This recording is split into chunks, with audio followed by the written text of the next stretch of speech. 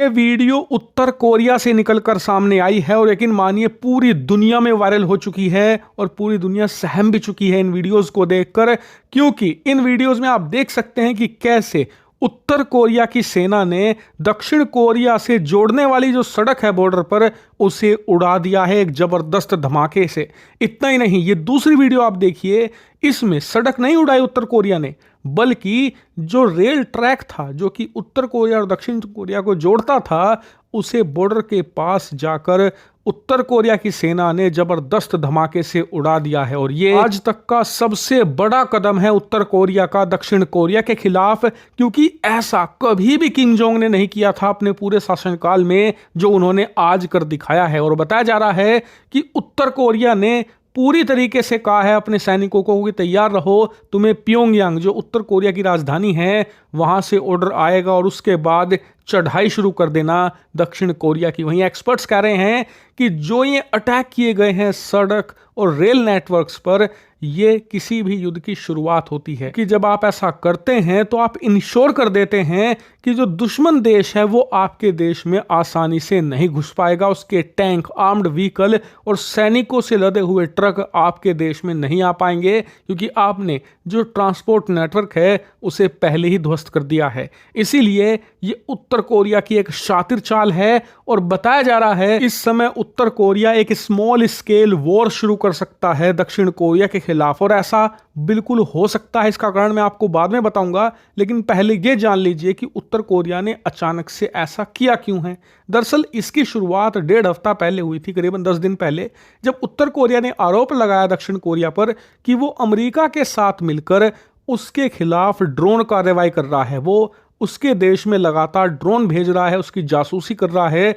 जिससे कि उत्तर कोरिया की संप्रभुता का उल्लंघन है और यह खतरा है उत्तर कोरिया के लिए। इसीलिए दक्षिण कोरिया इन ड्रोन कार्यवाही को तुरंत बंद करे। लेकिन दक्षिण कोरिया कहता है कि आप हमें एक सिंगल प्रूफ दिखा दो जिसमें यह साबित हो जाए कि हमारा कोई भी ड्रोन आपके देश में गया है। हमने आज तक ऐसी कोई भी कार्रवाई नहीं करी है और ऐसे में ये सिर्फ एक बहाना है उत्तर कोरिया का दक्षिण कोरिया के खिलाफ एक स्मॉल स्केल युद्ध शुरू करने का। अब दक्षिण कोरिया क्यों कह रहा है ऐसा? दरअसल इसके पीछे कारण है रूस। सल बताया जा रहा है कि इस समय रूस बुरा फंसा हुआ है यूक्रेन में, और अगर उसे यूक्रेन जीतना है तो अमेरिका का ध्यान डाइवर्ट करना होगा, क्योंकि अमेरिका फुल फोर्स के साथ इस समय यूक्रेन की मदद पर अड़ा है। इसीलिए अगर यूक्रेन जीतना है तो अमेरिका का ध्यान बटाना होगा। इसकी शुरुआत वो इजराइल युद्ध से कर चुका है। इजराइल में इस समय रूस हमास, हिजबुल्लाह की मदद कर रहा है, ईरान की भी मदद कर रहा है,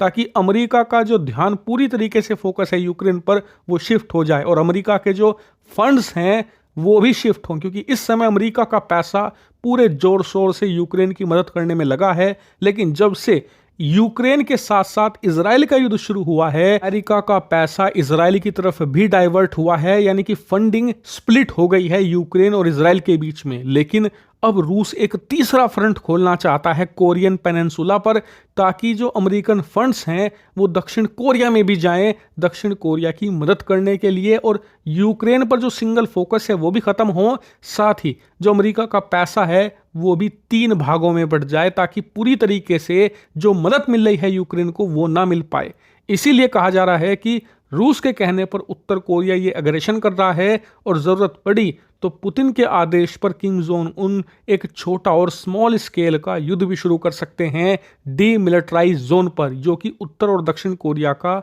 बॉर्डर है उसके आसपास के इलाके में। लेकिन इसके पीछे वजह जो भी हो, सिचुएशन बहुत गंभीर है, क्योंकि किम जोंग उन तो अड़ ही गया है युद्ध पर, दूसरी तरफ दक्षिण कोरिया भी मानने को तैयार नहीं है। दरअसल आज सुबह जैसे ही उत्तर कोरिया ने यह कार्रवाई करी, उसके तुरंत बाद जो दक्षिण कोरिया के जॉइंट चीफ ऑफ स्टाफ हैं, यानी कि तीनों सेनाओं के जो प्रमुख हैं, उन्होंने अपने सैनिकों को खुली छूट दे दी है कि अगर उत्तर कोरिया की तरफ से किम जोंग उन ने एक भी गोली चलवाई तो उसका जवाब 10 गोलियों से देना, जरा भी पीछे मत हटना, तुम्हें किसी से कोई ऑर्डर लेने की जरूरत नहीं है। अगर तुम्हारे ऊपर हमला हुआ तो फुल फोर्स के साथ रिस्पॉन्स देना, तुम्हें पूरी छूट है। कोई कमांडर, कोई मेजर, कोई जनरल तुम्हें नहीं रोकेगा, और रिस्पॉन्स तब तक देना जब तक कि उत्तर कोरिया के सैनिक डेसिमेट ना हो जाएं, यानी कि पूरी तरीके से मिट ना जाएं। और इसीलिए इस बार युद्ध का डंका सिर्फ उत्तर कोरिया और किम जोंग उन नहीं बजा रहा, बल्कि उसका विरोधी दक्षिण कोरिया भी बजा रहा है। यही कारण है कि कोरियन पेनिनसुला एक भीषण युद्ध की कगार पर खड़ा है